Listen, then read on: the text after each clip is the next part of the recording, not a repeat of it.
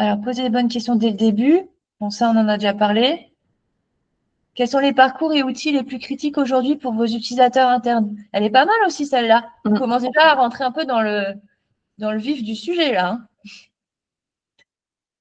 Parce que là, tu vas en savoir plus sur exactement où ça merde aujourd'hui. Et là, c'est déjà le début du travail en réalité, hein. Et cette question-là, elle est très intéressante. Tu lèves la main. Vas-y, dis-nous, Léana. Je voulais savoir à quel moment tu conseilles de poser un peu toutes ces questions, tu vois, par rapport au ROI, au parcours, qu'est-ce qui pourrait être amélioré, quels sont les points de friction des utilisateurs, plutôt au début de l'entretien ou plutôt après ou plutôt après la phase de je me présente, etc. Bah, comme je vous disais, je crois, la dernière fois, essayez de faire une présentation assez synthétique Mhm. pour très vite basculer vers. Maintenant, on inverse les rôles. Ouais. Et je vous questionne sur. Mais au fait, j'ai besoin de savoir pourquoi est-ce que vous recrutez à ce poste. Qu'est-ce qui n'est pas satisfaisant aujourd'hui? Quelles retombées vous en espérez? Voilà. Et quand tu ouvres sur ça, bah, tu vas pouvoir aller affiner encore avec des questions. Enfin, plus la personne tu vas la faire parler et plus tu vas arriver à ce genre de questions. Ah oui, mais ok, je comprends mieux. Et du coup, c'est quoi aujourd'hui les parcours et les outils qui sont les plus critiques aujourd'hui pour vos utilisateurs internes? Ok. Tu creuses en fait. Tu Ouais, fais donc parler, tu creuses sur. l'essentiel, c'est pas, enfin, c'est d'être assez concis dans sa présentation, Mm. Oui, de donner les bons mots, enfin voilà, sans faire tout un, parce qu'après c'est un entraînement de pas tomber non plus dans un monologue qui sert pas à grand-chose. Donc oui, d'être assez concis et après de réussir à basculer sur un changement de position et oui. lui dire d'ailleurs, je me questionnais sur vos enjeux, etc., etc. Mm. Oui, parce que tu pourrais même lui avouer, tu pourrais même être hyper transparente et dire, euh, bon, je vais pas me présenter pendant 10 minutes, mais pour être sûr de me présenter, on va dire, de façon efficace, j'ai besoin d'en savoir un petit peu plus. Comme ça, je vais pouvoir vous donner finalement les informations qui vous intéressent. Ok. Je sais pas si tu vois le Ouais. raisonnement. Ouais, bah soit l'un, soit l'autre finalement, soit avant ou après. Oui, voilà. Plutôt qu'en gros, vous déballez tout mon parcours, et tu peux la jouer hyper honnête, hein. Franchement, pourquoi pas la carte de l'honnêteté. Euh, Plutôt que vous déballez tout mon parcours, j'aimerais bien en savoir un petit peu plus. Comme ça, après, je pourrais vous distiller les éléments de mon parcours qui sont intéressants pour vous. Ok. Voilà. Ok, Parce qu'en ok. fait, ce que tu vas faire, c'est que en fonction des réponses qu'il va te donner, et ben, tu vas faire des matchings dans ta tête avec tes expériences passées. Tu vas dire, ah, ça, j'ai déjà fait. Ouais. Ah, j'ai déjà été face à un challenge comme ça dans une autre boîte. Donc, à chaque fois, tu peux le rassurer, lui dire, ah, Mm. ça, je connais, j'ai déjà vécu. Yes. Ouais, Chez, c'est vrai chez que en fait, tout dépend de chaque entretien. Moi, à chaque fois, c'est jamais pareil. Soit ils commencent par eux se présenter et dire bon bah voilà, on est tel service, telle société, tels outils, enfin tel produit. Et Ouais, parfois, ils vont nous dire bah, avant que qu'on se présente, expliquez-nous, etc. Donc en fait, il faut juste que je m'adapte à ce qu'il va me dire. Si d'abord il se présente ou s'il me demande d'abord de moi me présenter oui, pour que je oui. puisse approfondir du coup. Et s'il commence à se présenter, tu le laisses Oui, faire bien son sûr. speech. Voilà, lui laisses faire son speech. Très bien. Après, il va certainement te dire, bon, ben maintenant, faites la même chose. Sauf que toi, tu ne tomberas pas dans le piège de te présenter pendant 10 minutes. Tu vas te présenter pendant 1 minute. Mhm. Tu vas dire le gros de ton truc et surtout très orienté, Enjeu. très orienté enjeux qui correspondent aux enjeux que tu as compris du poste, hein. Ouais. Ok. Donc ça. euh, Et après, donc soit tu dis très honnêtement ou tu le gardes pour toi, mais en tout cas, enfin, tu poses la question sur, j'ai besoin d'en savoir un petit peu plus sur le pourquoi vous recrutez ce poste, quel est l'enjeu derrière, Mhm. quelles retombées vous espérez idéalement. Euh, et si la personne refuse de répondre à ça, tu dis, écoutez, je vais pas vous déballer tout mon parcours pendant un quart d'heure, ça va être long. Je préfère que vous m'expliquiez un petit peu mieux quels sont vos enjeux exactement pour que je puisse vous apporter les réponses au fur et à mesure. Ok. Tu vois? C'est pas qu'on veut juste le faire parler pour le faire parler, hein. Ah non, mais c'est pour que ça nous apporte des clés aussi. Oui, exactement. Et qu'on puisse rebondir en disant les bonnes choses, les choses intéressantes. Ouais. Ok, top. Merci. Voilà. Après, tu sais ce que je vais te répondre sur comment présentez-vous. Je vais te dire, il faut que tu te présentes en 1 minute et que Oui, tu arrives à... Voilà. Et que tu déjà. arrives à tourner les choses pour que ce soit quand même...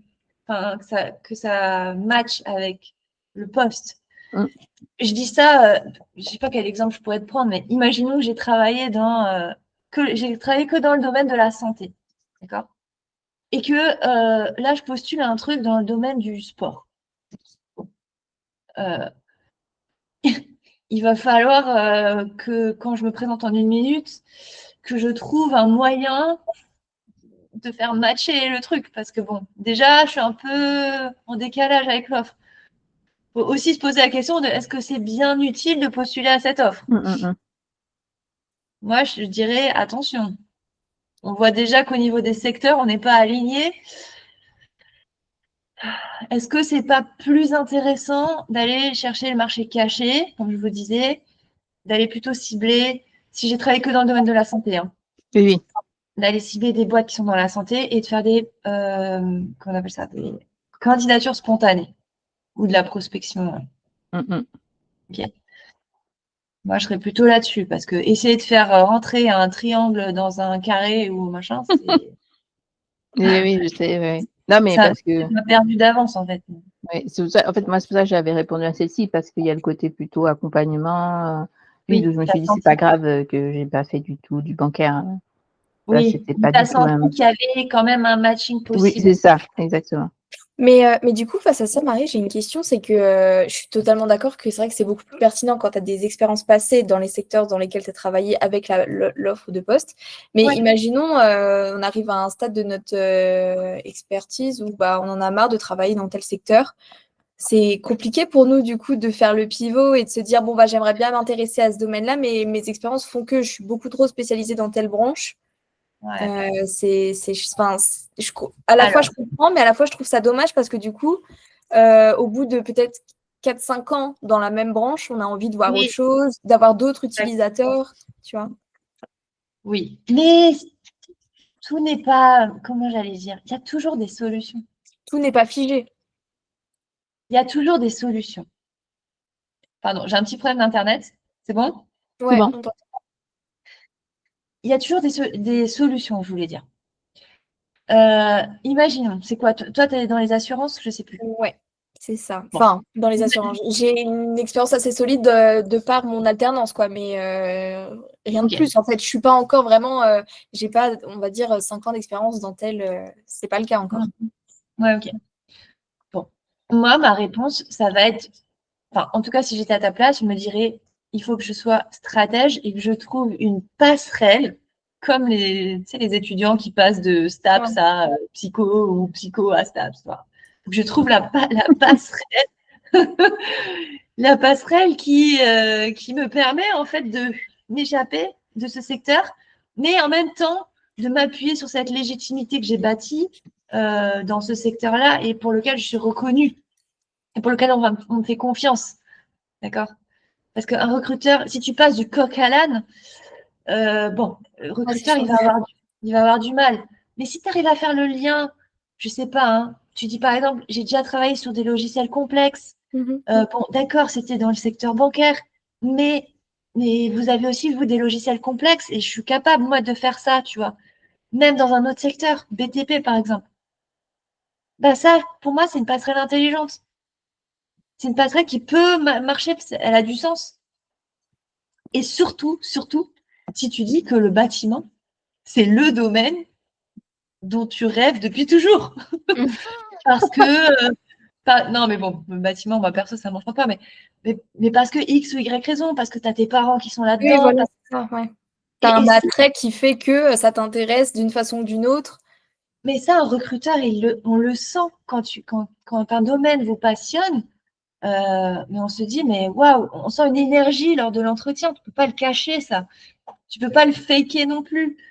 Donc, même si tu n'as pas travaillé dans le secteur, on se dira, waouh, cette personne-là, elle est quand même légitime sur les logiciels complexes comme on a chez nous, dans un autre secteur, ok, soit.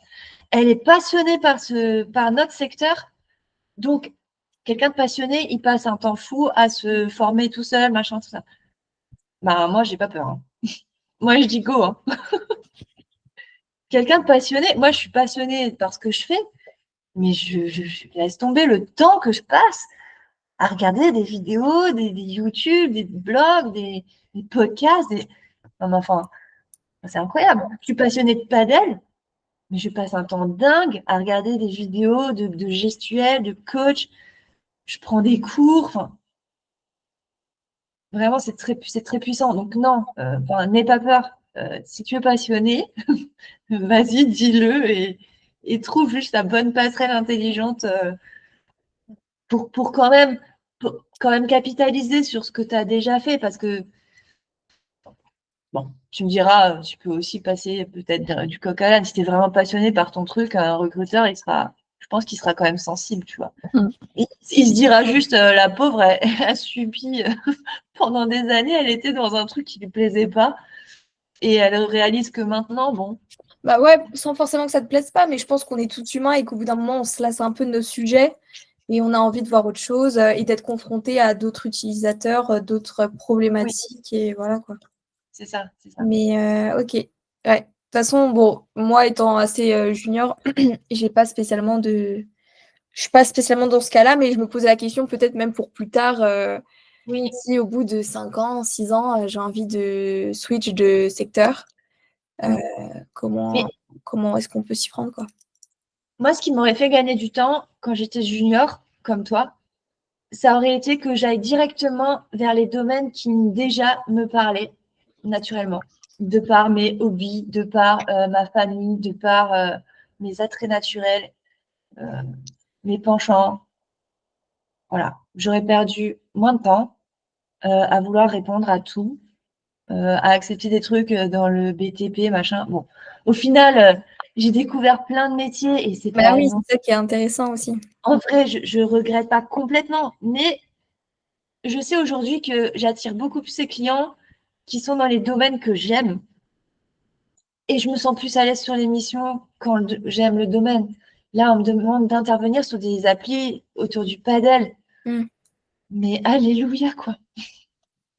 Je suis à la fois, je suis utilisatrice, je serai utilisatrice, je me projette totalement en fait.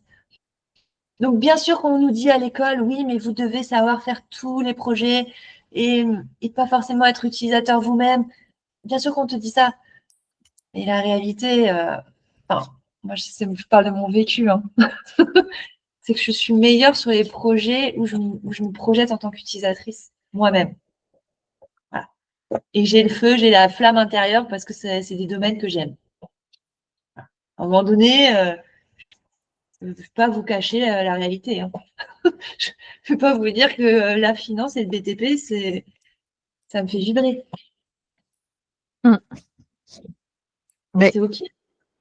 C'est OK que maintenant que je l'assume, j'attire les projets qui me font vibrer et j'en suis 10 fois plus heureuse et plus épanouie dans mon travail. Et je laisse aux autres les autres domaines parce que je suis intimement convaincue que chacun, on a nos penchants et qu'on peut se répartir le marché comme ça. Moi, c'est le padel. Toi, Stéphanie, c'est autre chose. Toi, Léana, c'est encore autre chose. Et c'est très bien comme ça. On aura des clients différents. On ne sera même pas concurrente. On se dira même, ah ben, Léana, je sais pas, elle est super forte dans les interfaces bancaires. Je vous la conseille, je vous la recommande pour votre projet. Et on se partagera comme ça les missions. Ça ira beaucoup mieux. Ok. Merci en tout cas. C'est beaucoup plus clair, hein, franchement. Ouais, quand tu m'auras partagé, je vais me pencher dessus puis faire la même chose. J'avais commencé déjà, mais tu vois, c'était pas aussi bien expliqué. Ouais, Bah écoute, ouais. Bah, c'est pour ça qu'on fait ces séances, hein. C'est qu'il faut encore décortiquer les choses ensemble. Parce que moi, j'ai l'impression que tout est clair dans ma tête, mais pour vous, non, en fait. En fait, c'est comme je te dis, on doit comment dire, rewire, Reprogrammer son merci, cerveau. reprogrammer notre façon d'aborder cette phase. Ouais, Et c'est les anciennes, les habitudes, tu les perds pas comme ça. Donc, c'est c'est clair. vraiment, même si tu comprends, moi, je vois, j'ai des difficultés parce que, j'ai pas encore l'habitude de tourner les choses comme toi, tu nous le présentes. Et je pense Oui, et je vois bien qu'une fois que j'aurai cette habitude, ce sera beaucoup plus facile et je pense que ce sera beaucoup plus efficace. ouais. Merci. Ouais, bah, je suis là pour ça, hein. Ouais, Je suis là pour vous débloquer. Puis en plus, vous allez sentir que vous reprenez le lead. Moi, c'est ça qui m'a le plus. c'est ça. Ouais. Que c'est ça qui est plus satisfaisant, c'est que j'ai l'impression de, quand je disais dompter, j'ai l'impression que je ne me laisse plus dompter par les autres, mais que c'est moi qui les dompte en fait. Voilà. Et ouais. Et je reconnais très vite une mission où ça va pas coller et je suis en paix avec ça. Euh, j'accepte que par exemple, je sais pas, ou le challenge dont on me parle, ou si la personne, je sais pas, il y a des missions où si je sens que c'est trop, c'est orienté livrable ou j'ai aucun scrupule à dire, en fait, là, je pourrais pas vous aider, les gars. Moi, c'est soit il y a une métrique à atteindre, soit je peux pas, je travaille pas, en fait. Mm. Donc, vous pouvez me parler de tout ce que vous voulez, mais là, non. J'ai besoin de la destination de la randonnée, sinon, on ne peut pas avancer. Non, mais c'est vrai en plus, hein, c'est super important. Mais il y en a qui vont insister, hein, parce qu'ils sont encore, moi, j'appellerais ça has-been, qui sont encore à l'ancienne, qui sont persuadés que il faut savoir faire ci, faire ça. Je sais pas, écoutez, trouver un candidat, moi, je suis pas la bonne personne pour vous. Oui, il faut accepter ça aussi. Bon, c'est Oui, difficile. oui. Et aussi reconnaître parfois que tu n'as pas l'expertise, tu vois. Oui, Par exemple, un médecin, il aura aucun scrupule à dire ah bah ça sort de mon champ de compétences. oui, Par contre, je connais un tel qui est spécialisé dans ça, tu vois. Et nous, on doit faire la même chose. oui, tout à fait, oui.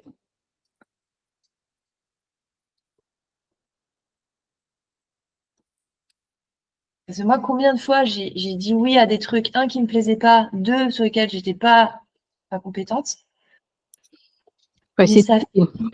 finit toujours mal en fait si c'est à faire ça. Ça finissait toujours mal, bien évidemment.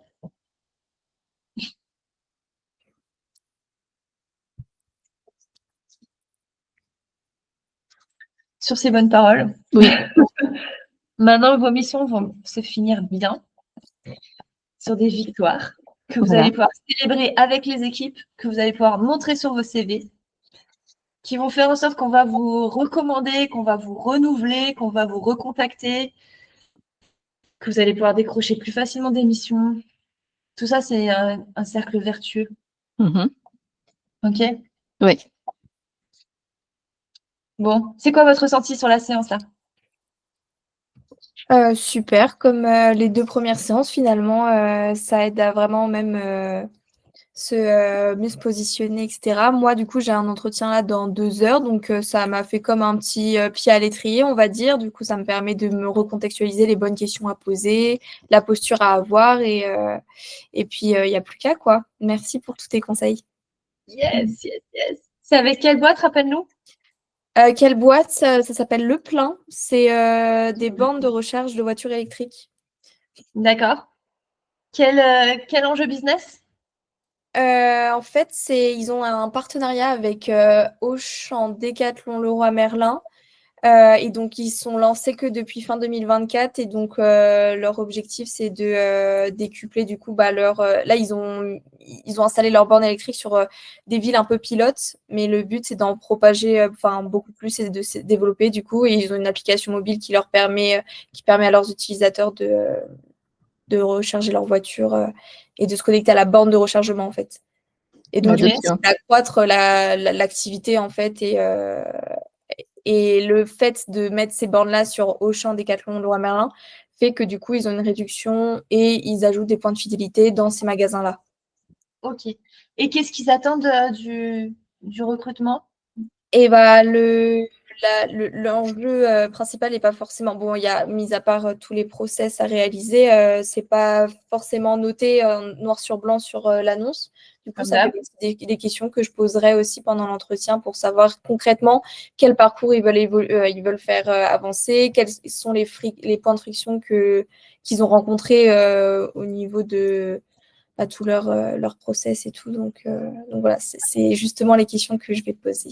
Nickel. Et quand ils vont te dire hein, c'est tel et tel parcours qui aujourd'hui vont pas bien, machin, surtout demande c'est quoi les retombées du coup que vous espérez du travail de refonte ou voilà, d'amélioration.